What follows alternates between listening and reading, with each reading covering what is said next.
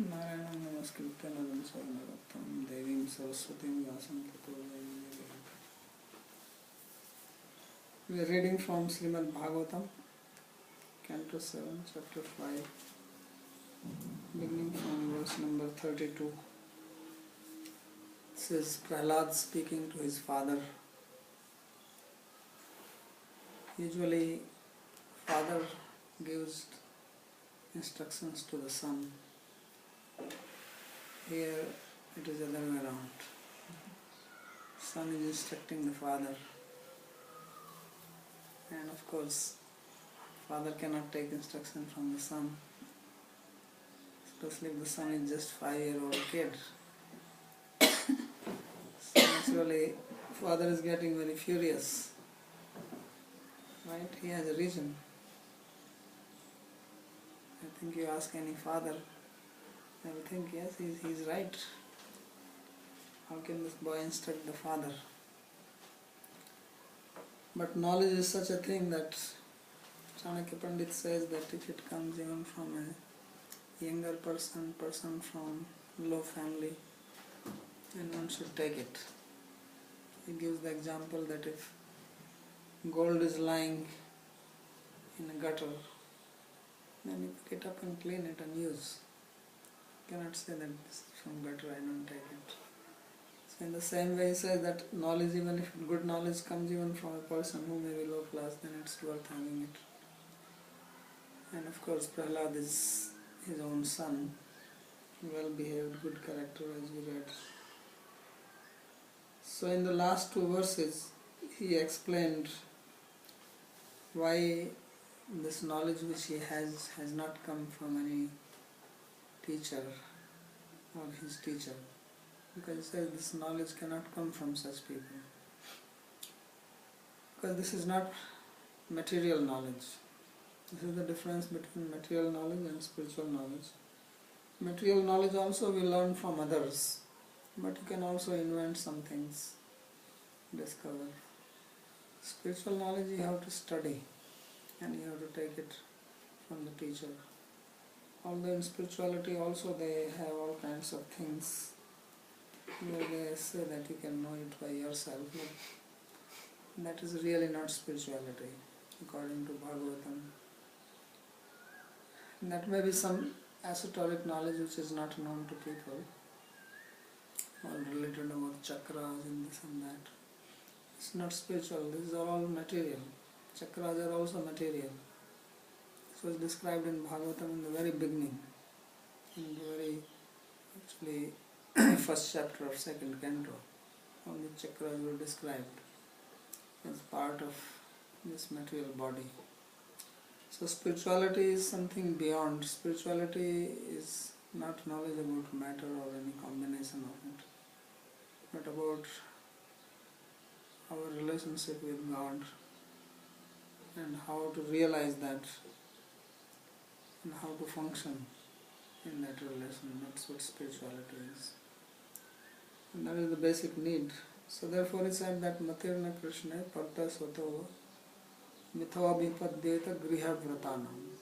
He says that this knowledge is not possible, that one can attain it by one's own effort or by listening to someone else, but it has to be given by God or his devotees. So when he says someone else, means somebody who is not a devotee, common person. So his teachers, this Shanda and Amarka, they were obviously not devotees, and therefore it did not come from them. So now he explains in this verse what is the process of attaining this knowledge. So he says, Nesam matistavadurukramangarim sprishatyanarthapagamo yadarthaha mahiyasam padarajobhishekam niskinchinanan vrinitayavat. He says that this mati, he's used the word mati for this, and mati means intelligence. Intelligence. So he says that this mati or this kind of thought or knowledge, it does not come Tavad urukramangrim sprashati anartha apgamo yanartha. Unless one's heart is not clean, then one does not understand it. And unless one gets the dust from the feet of Mahiyasam, a great person, a devotee, Mahiyasam Padrajobhishekam, Niskinchana, those who are Niskinchana, means whose only wealth is God and not material wealth. Na vrinita yavat. Unless one is blessed by such a person, then it is not possible. And these anarthas in the heart, they will not go away. Because the question is that means, do I have to first clean my heart and then receive it? And on the other side, it's not possible to clean the heart without receiving it.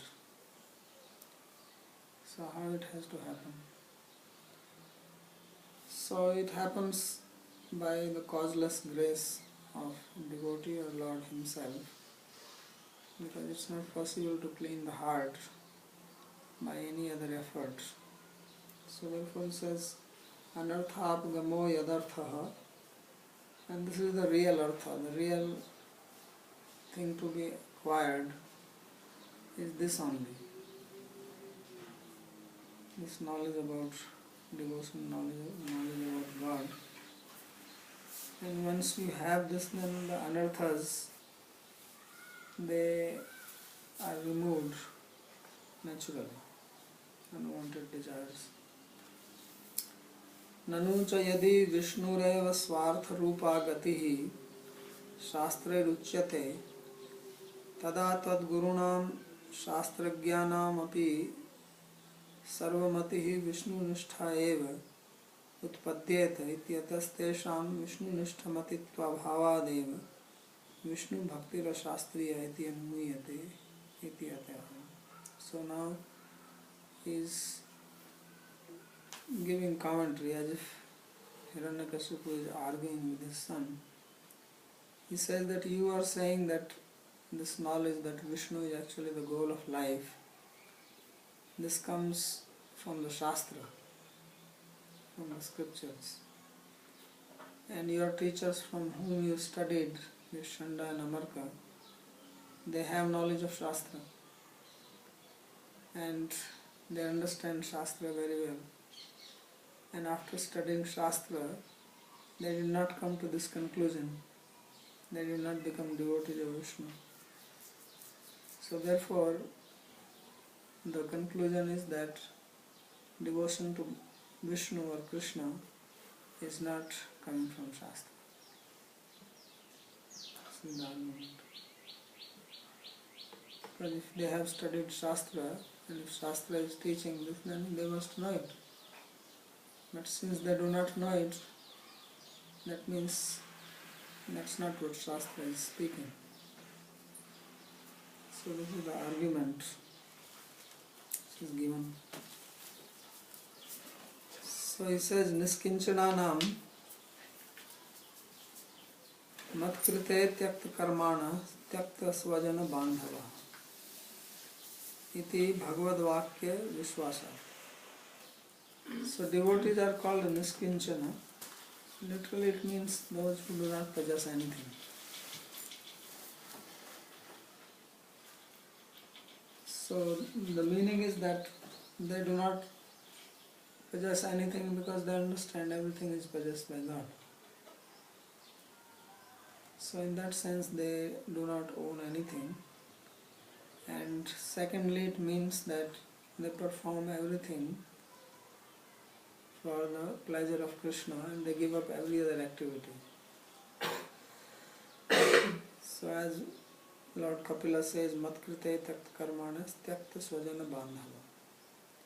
And for that they give up attachment to even their own relatives, friends. Tyakta Vyahara Vyavaharika Vitta Putta Kalatra Abhilasha Karma Jnanadinam Bhakti Matraika Vashnaptvena Mahiyasam Padrajasa. So these are considered as Mahiyasa or great people who have given up everything or any desire related with material pleasure, material relations, but having only one prime desire, and that is desire for bhakti.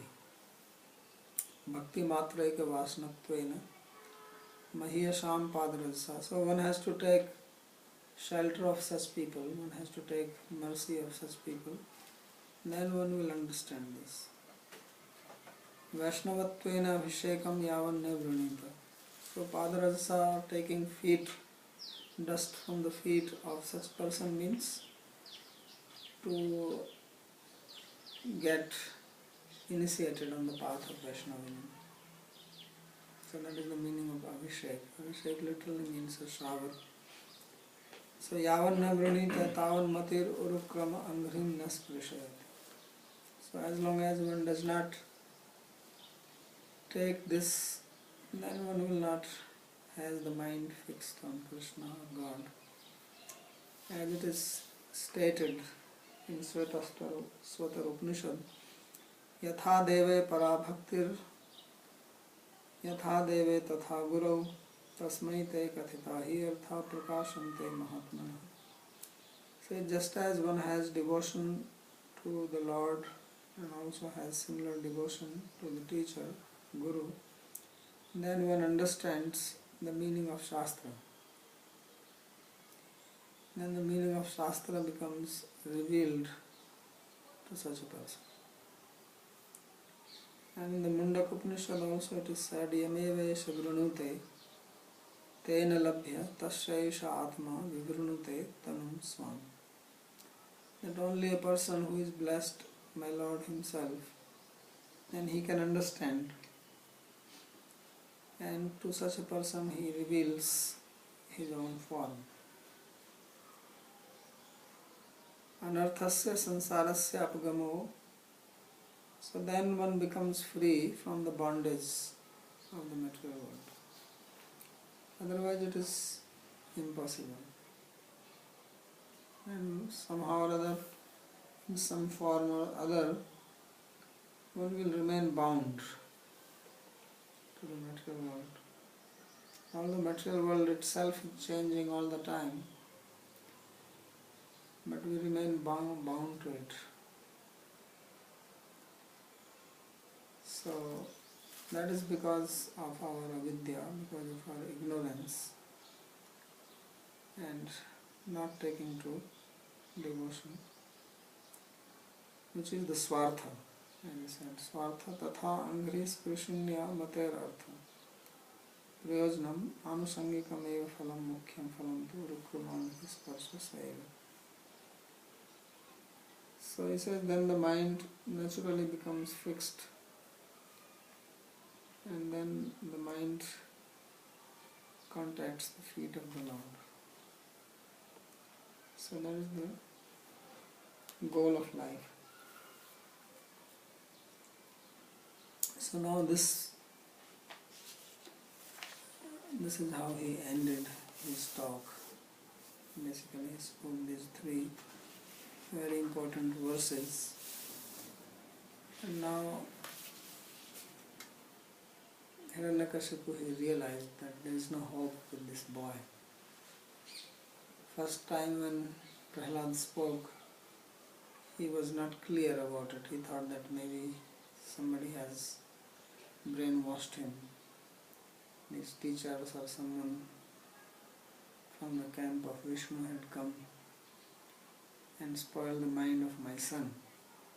But now when he has openly spoken that I have not learned it from the teachers, no one else has taught this to me, I am born with it, Nasargik, he says it's natural in me, and he is still continuing to speak in the same way. So Hiranyakashipu, he realized that this boy is beyond repair, cannot fix him.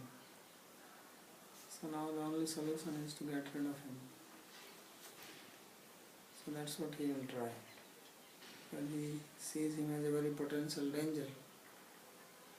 Because Vishnu is his enemy, and here is a person in his own house who is singing songs about Vishnu. So he got worried that he will give all the news to him.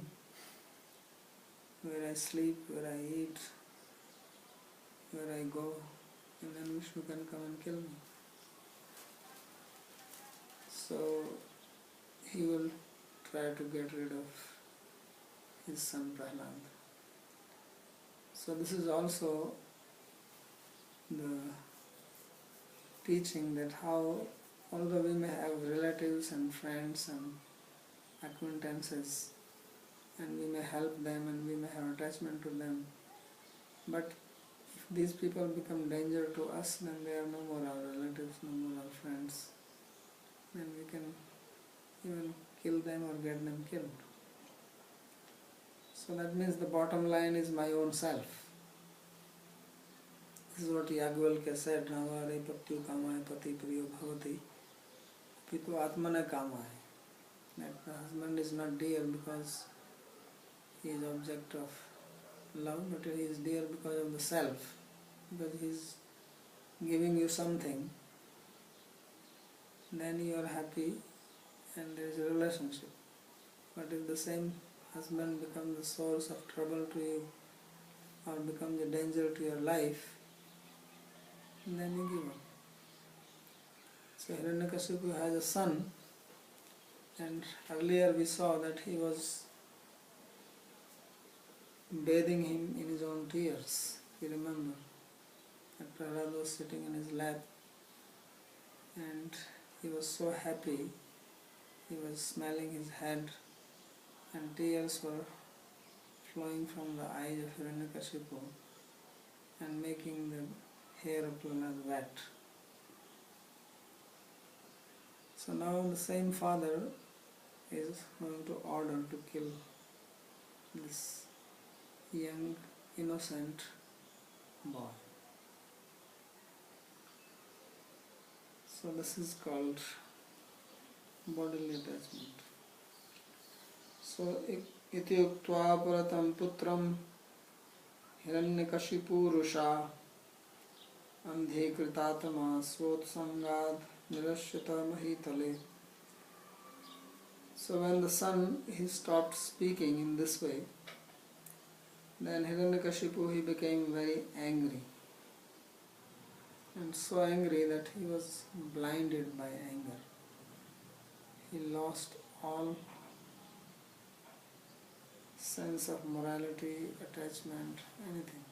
He was just only thinking about his own safety, nothing else. Now he is not seeing Hiranyakashipu, he is not seeing Prahlad as his son anymore.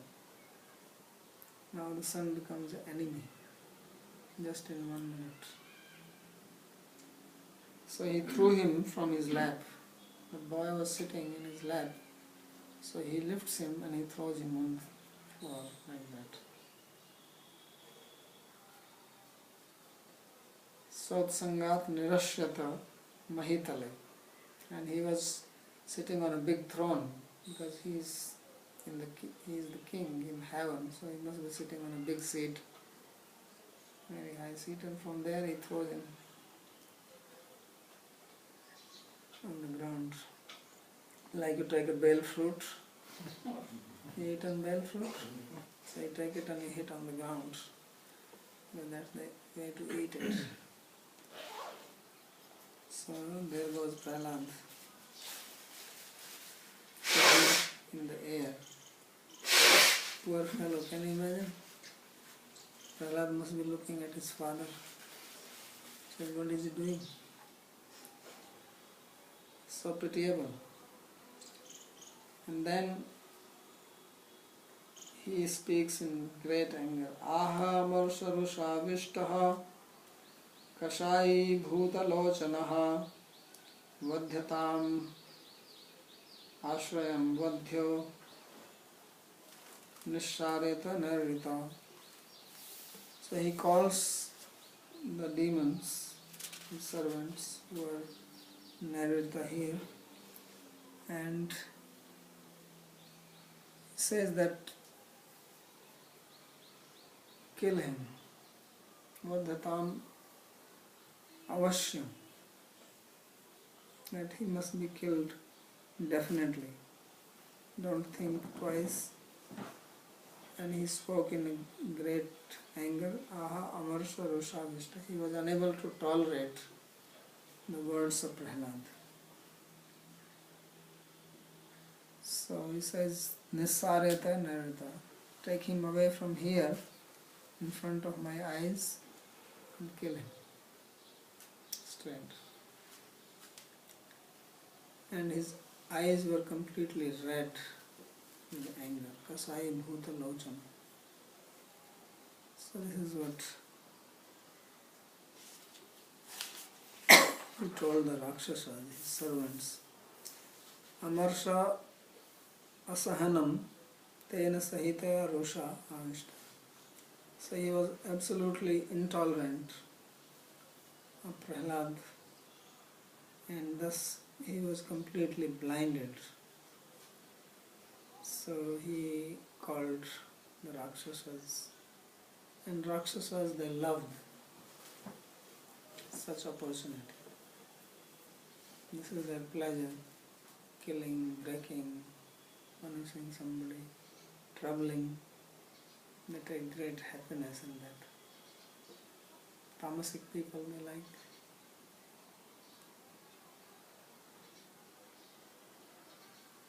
So he says, Ayam me bhratri hasoyam hitva swan swahirdo dhamaha pitrivya hantur arsha pado vishnu dasa vadharchati. So he says that this fellow, he is a killer of my brother.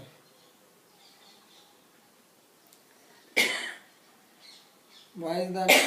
Because he didn't kill his brother was killed by Vishnu. So he says, because he has given of his own people, this low class fellow, and he is worshipping the feet of Vishnu, who killed his uncle, because Hiranyaksha was uncle of Prahlad, and that was killed by Lord Varahadev. So he says that Lord Varaha killed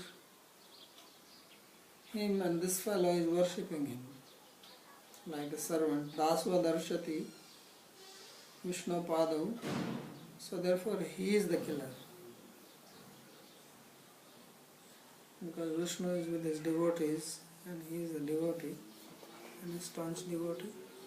So therefore he is the killer of my brother. Ayam me bhratriha.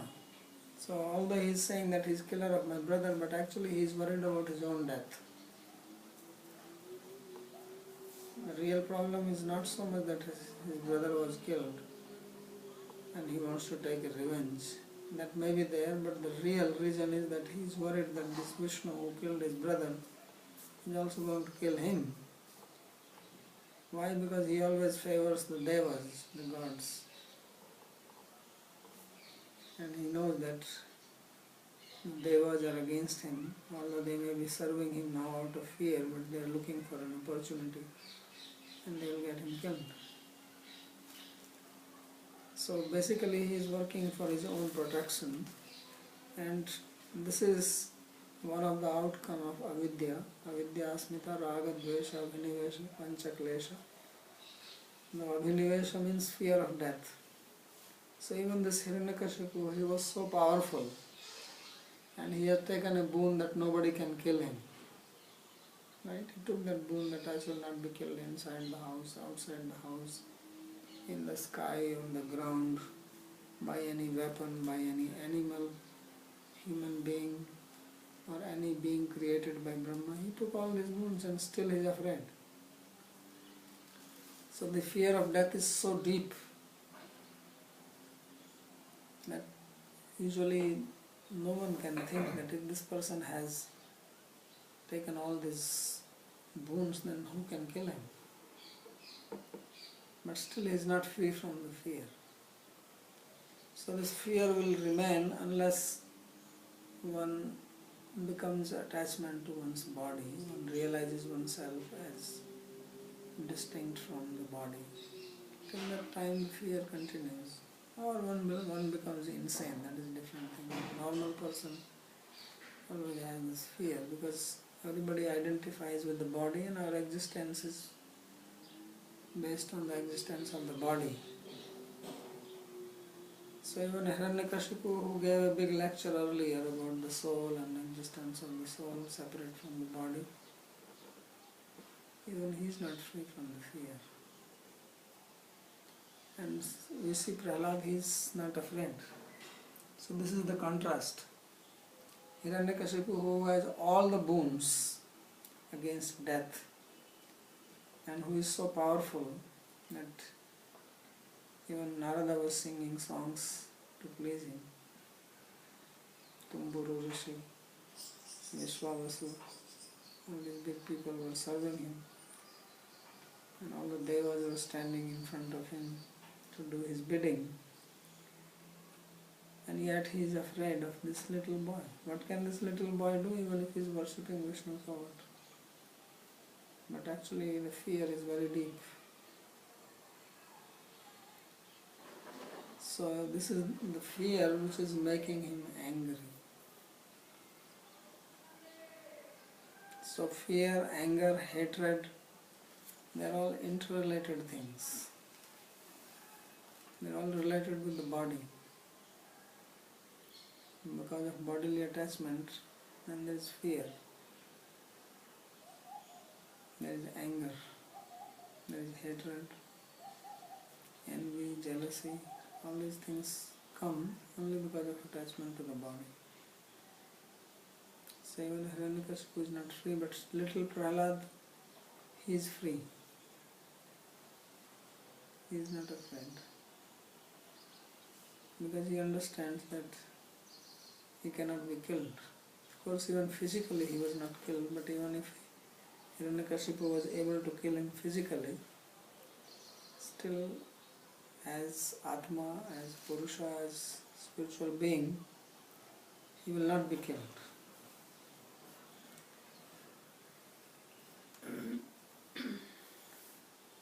So he says, Ayam me bhratriha Nanu Vishnuste bhratriha prasiddhas tatra sa Vishnu raya me. So someone says, why you say that he is the killer of your brother? It is Vishnu who killed. So he says, this fellow is Vishnu. Because he is singing Vishnu, Vishnu all the time. Why is he Vishnu? He says, Kuta hitva ityadi. He says, Daswaditi asur maharaj nandano api bhutva. He says, because he has given up all his relatives, friends, and even me, although I am the king of Asuras. He says he is Asura Raj Nandana, he is the son of the king of the Asuras, but he has given up. So there is no difference between him and Vishnu. Sadhvo hridayam mahyam sadhunam hridayam tuham. So te madanyad na jananti naham te bhyavanagapi. Lord Vishnu says that my devotees are on my heart and I am in the heart of my devotees. They do not know anything and I also don't know anything but them. So there is no difference between Lord Vishnu and his devotees because they are one-hearted. That is the meaning. So which means that if Prahlad becomes angry at Hiranyakashipu, then Vishnu is also angry at him naturally. And that's what Vishnu told to Devas, that when when Hiranyakashipu will trouble his devotee, then I will come and take care of him. That's what he said to them. So Hiranyakashipu understands this very well. But he is not intelligent enough that if he troubles Prahlad, then he is inviting Vishnu to act earlier. If he can treat him nicely, then why Vishnu will come and trouble him? This he could not understand. Right? It's very simple. If he understands that Prahlad and Vishnu are one, then treat Prahlad nicely, then Vishnu will not bother you. Simple. But this is how people lose their intelligence. When they have attachment to the body, then they cannot see the reality. So therefore he is putting himself in trouble. Vishnuna Svadasesu Swaswarupya Arpanat Vishnu Reva Ayamiti. He says because Vishnu, he says, he gives his form to his devotees. Therefore, he is Vishnu only. And therefore kill him. So if he is Vishnu, how can you kill him?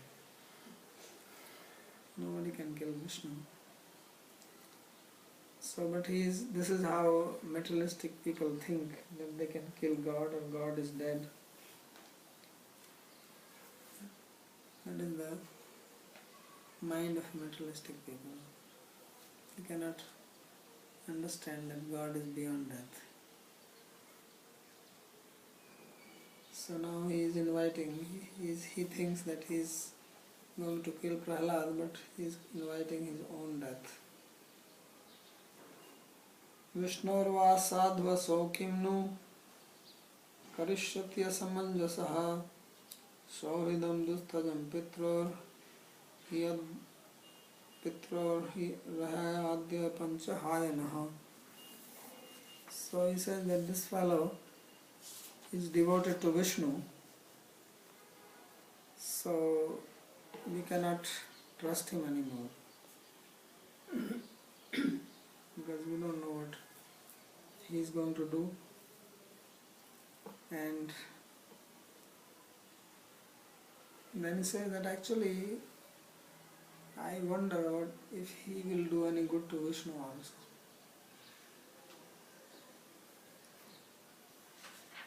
This is a very interesting point he is making.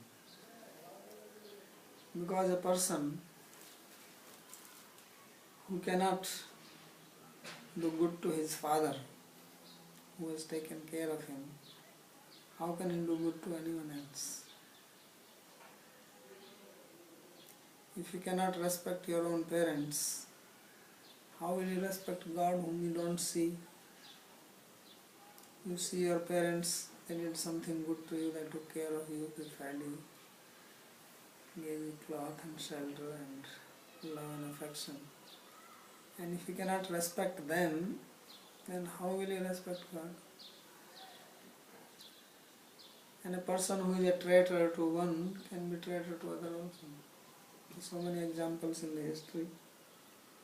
Sometimes there are stories that somebody who is very confidential to the king will leave him and then join another king, and he will reveal all the secrets and help this king, but then this king will get him killed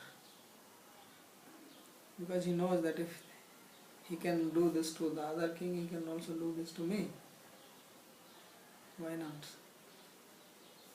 Now is the election time in India, and we saw so many people changing parties at last minute, suddenly. So they can go from one party to another party, and just 2 days ago they will be singing song about one party, then after 2 days they are singing song about another party. So what kind of trust you can put in these people? And then these are the people who want that we should trust them. They are the leaders, right? They expect that we trust their words, that they will do this, they will do that. Such a lie. But they are so expert in telling lies that still they make people believe them. Although now people have stopped, people have also learned through history that they are just talking like that. But still I have seen that when they come and give a talk, they are able to influence. Even if the influence may not last very long, but it does have an influence. But how can we trust these leaders who keep on changing one party to another party and then back? There are people here who have changed 5-6 parties. They are here, then they are there. They can go anywhere, wherever they see the opportunity. So this is what politics has become now. Politics means opportunist.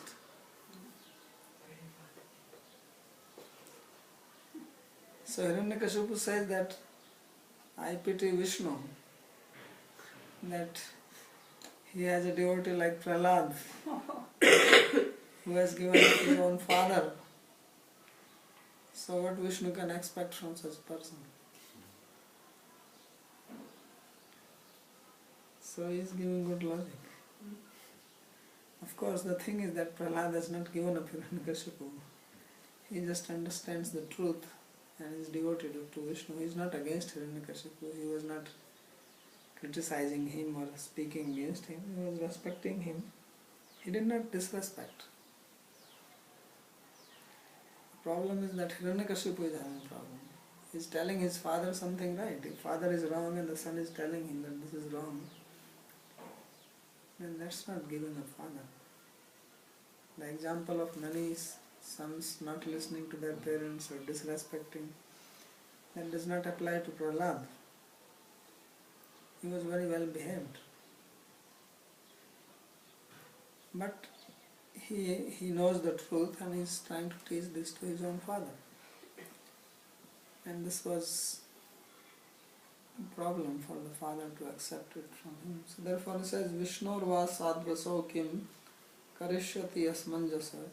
He says, what good is he going to do to Vishnu? Swahidam dustajam pitro hariyadya panchahani. That he is just 5-year-old kid and he has given up his father. So he has forgotten that how much affection we gave to him. So he is most ungrateful. And this should be told to Vishnu. That this fellow is very ungrateful, be careful with him. So this is called Bhedaniti. Trying to create a dissension among the enemies. Those people of any opposite camp, that they start fighting with each other. So this is what he is trying to actually say here.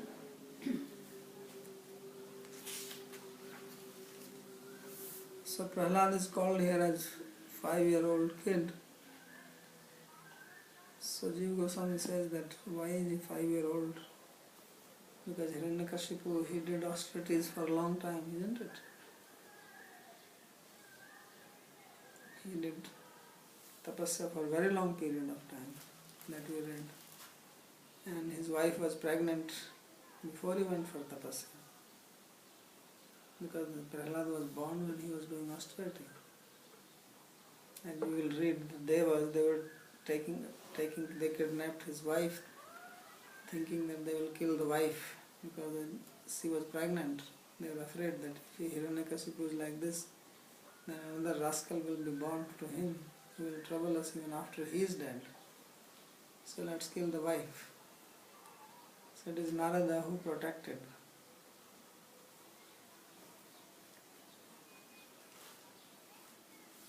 So how can he be only 5-year-old? Right? So Jiva Goswami, he gives solution. He says that Garbha Chirkala Avasthitatvad, that he remained in the womb of his mother for a very long period. He was not born immediately, normal, 9 months. So therefore, probably he was born when Hiranyakashipu came back, getting the bones. So all this time the mother was pregnant. So in the history there are examples, sometimes where a woman, they will remain pregnant for very long periods, not give birth, a normal period. So he says that's what happened. Which also means that his 3 brothers must have been very senior to him. Because there were 4 brothers. Prahlad is the youngest. There was Anulad, Samhlad, Hlad and Prahlad. So Prahlada was the youngest. So that means the other 3 must have been born before Hiranyakashipu went to do tapasya. So they were very senior to him. That's why we don't hear Prahlad having any dealing with his brothers, they must have been already grown up. At least that's what it appears from here.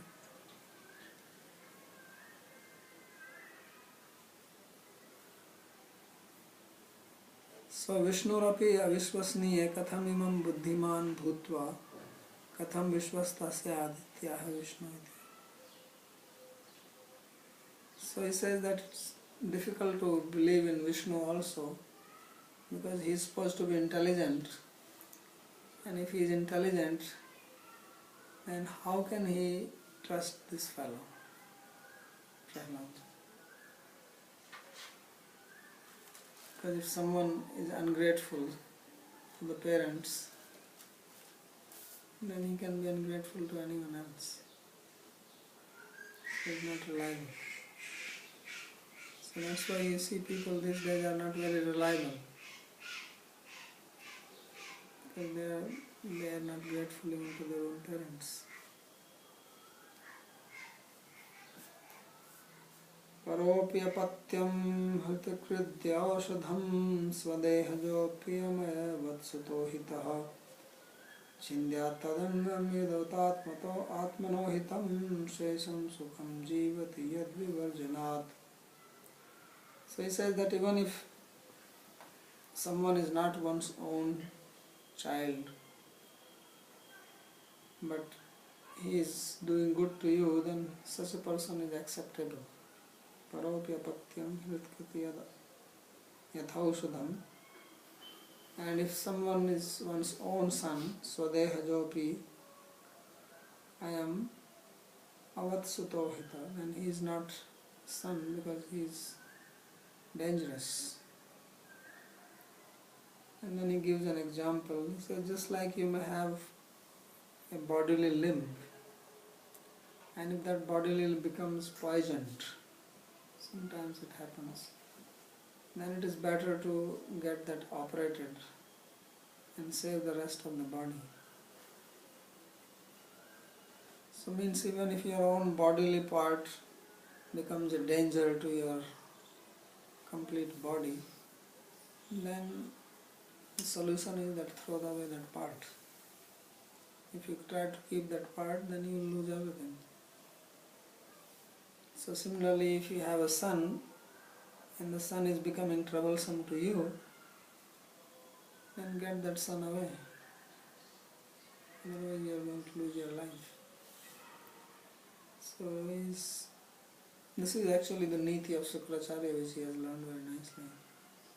If you read the book of Sukracharya, Sukracharya wrote a book called Sukra Niti. So you will find all this. Sukracharya was worldly wise.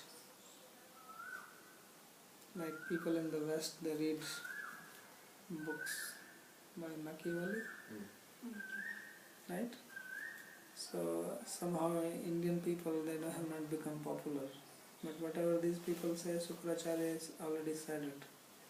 If you read Chanakya Niti, Sukra Niti, Vidur Niti of course is different, but they give all these principles very nicely. That's why when Bali came, when Vamanadev came to Bali's Yajna, and Bali Maharaj wanted to give 3 feet of land to Vamana, then Sukracharya said, don't do this, he is Vishnu, he will take away everything. And Bali said, well, I have given my word. He says, there is no point in following your word if you lose your very basis. He was giving him niti, polity. So he says, if you lose your very base, that's not intelligence. So Bali of course did not listen to him, and then he gave everything. So here he is speaking also in the same way, and if he has studied this very nicely. Nanu tvad apatyam ayam asmabhi katham hantum arhas tatraha paropi. So it is as if this Rakshasas, his servants, they are asking him a question, that he is your son. So how can we kill him?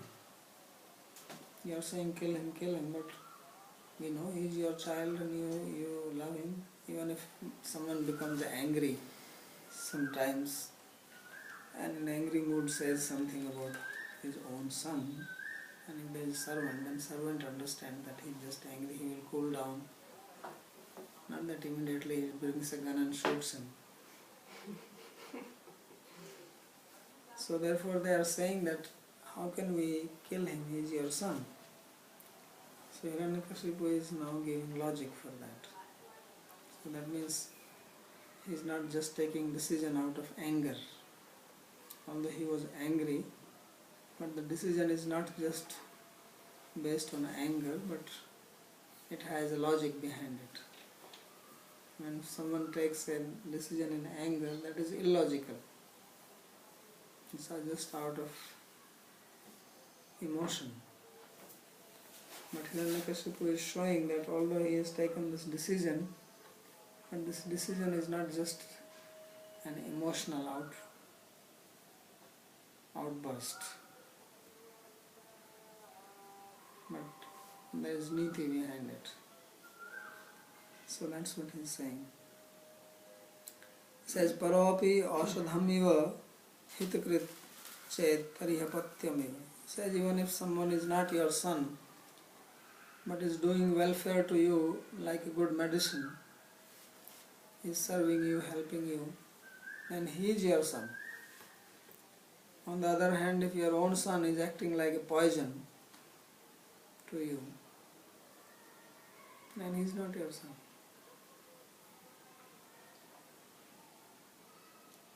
Astam mamtaspadasya katham angamapi yatkar charanani. So then someone says, well, that may be true, but still, son is a son. He is very, very dear. Atma va jayate putram. It is said that son is one's own manifestation. The father himself takes birth in the form of son. So how can he kill? So then he gives example. He says, Angamapi yatkar charanadi tadapi atmano ahitam chet chindyat. He says, just like if your hand or foot or something becomes poisoned, and although it is your own self, because we consider our body our own self, still we are happy to get that part off. Sometimes people lose their leg because of some poisoning out of diabetes, so they lose their leg, although this is part of their self. So therefore he says that this son is no more a son, and then he has to be killed. So this is how Hiranyakashipu he reacted to Prahlad's instructions. So we have to also know this, that instructions should not be given to everybody. You have to see whether someone is ready to take them, and if they are only going to flare up the mood of the person who is listening, then better don't give instructions, otherwise you get into trouble like Prahlad. And Prahlad survived, you may not survive. So, Upadeshvana datavya yadrishe tadrishe jane. That instructions should not be given to Tom, Dick and Harry, but one should be careful, discriminative to whom one speaks, and especially one should not give instruction to a foolish person. Updesho hi murkhanam prakopayana shantai. If you give instruction, good instruction even to a foolish person, then it will only enrage him, make him angry, and then you are in trouble. Just like the bird was instructing the monkey.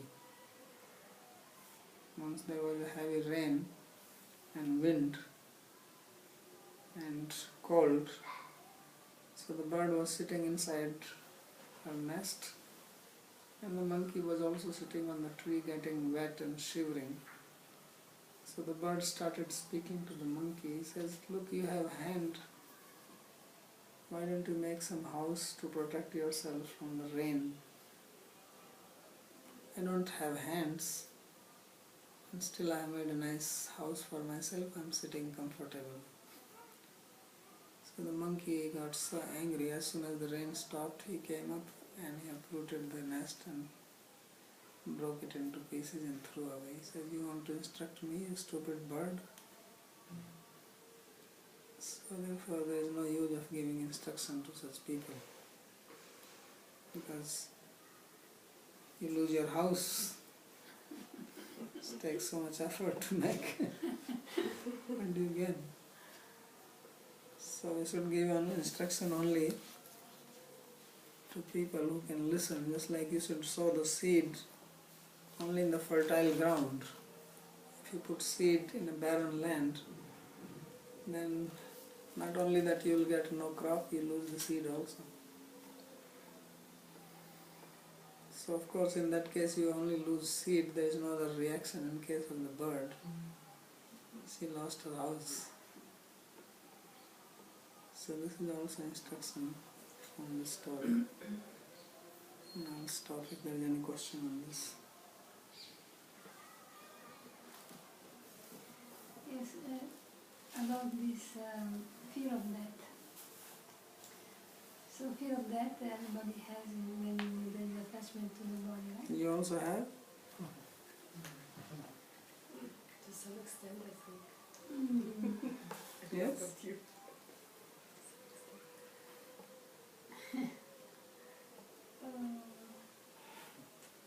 I think I have. Okay. So what is the question then? Yeah, the question is that to get rid of this fear, the only way is just to surrender to God and to serve. But my question is how this fear of death is related to envy, anger, and all this. Because anything which poses danger to your life, then you either become angry or you hate that person, or you become envious or you become fearful. If that person is weaker than you, then you get angry. If that person is stronger than you, then you become fearful because that person can kill you.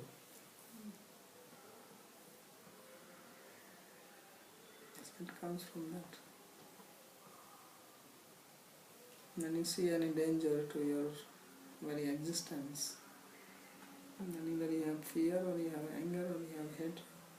That's why so many wars are fought, or people quarrel with each other.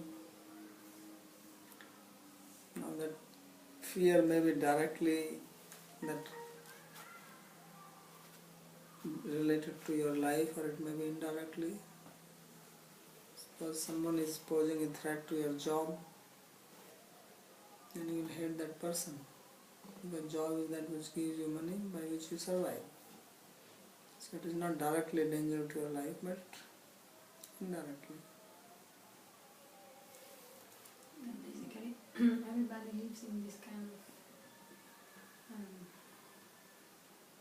ignorance and exchange of... Yeah, so then you have to rise above this.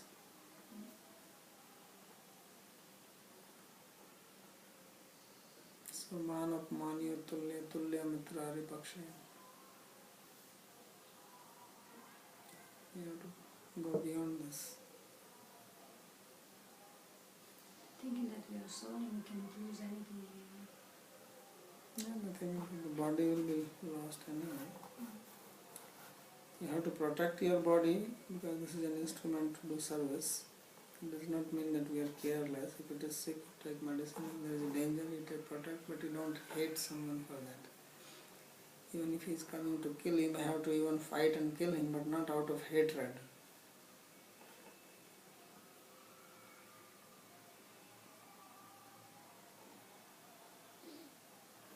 So when you have hatred, then you become bound by that person. Just as attachment binds you, hatred also binds you. Yes. another side of the same coin. So then you become absorbed in that person. Instead of becoming absorbed in God, you become absorbed in that person. Out of hatred, out of envy, out of anger, or out of attachment. So that should be given up. Giving up is a conscious decision that the person takes. Yes. In the beginning you have to do it consciously, then later on it becomes natural.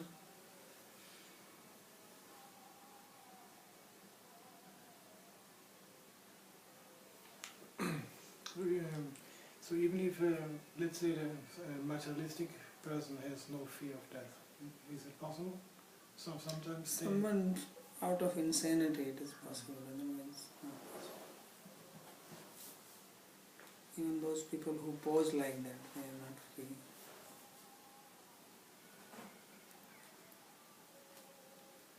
When people go to war and they fight and they are very bold, it doesn't mean that they don't have fear of death.